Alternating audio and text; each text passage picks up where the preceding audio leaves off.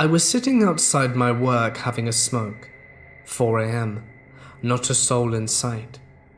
A man came up to me, asked if I had a spare cigarette.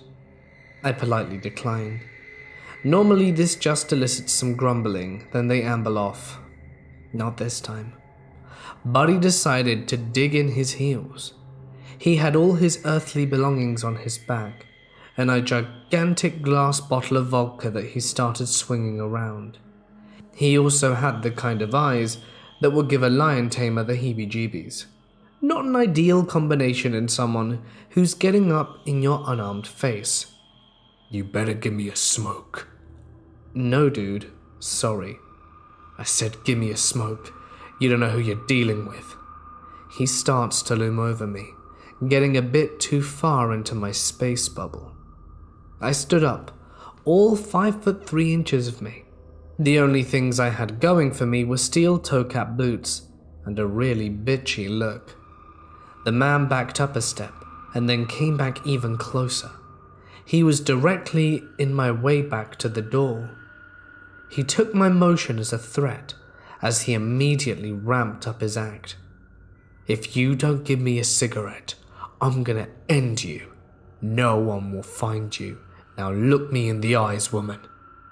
"I'm looking at you in the eyes," I replied firmly, planting my feet and giving him my best graveyard shift stare. Anyone who's worked night shifts will know what that stare is. He kept insisting. I looked him in the eye, and I kept replying just as fast that I already was, and what was he gonna do about it? "Don't try me. I'll drag you by your hair to the bushes, and then you'll see." Getting closer still and holding the vodka bottle up.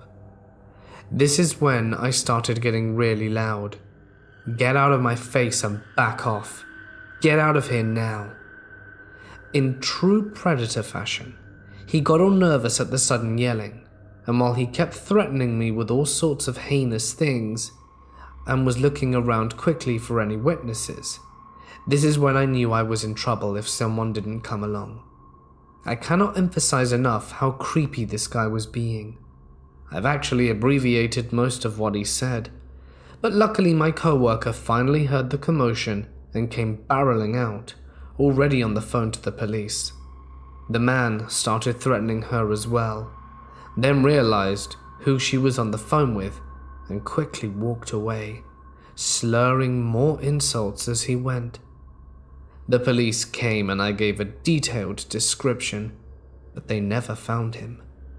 I sometimes wonder what would have happened if my coworker hadn't come out when she did.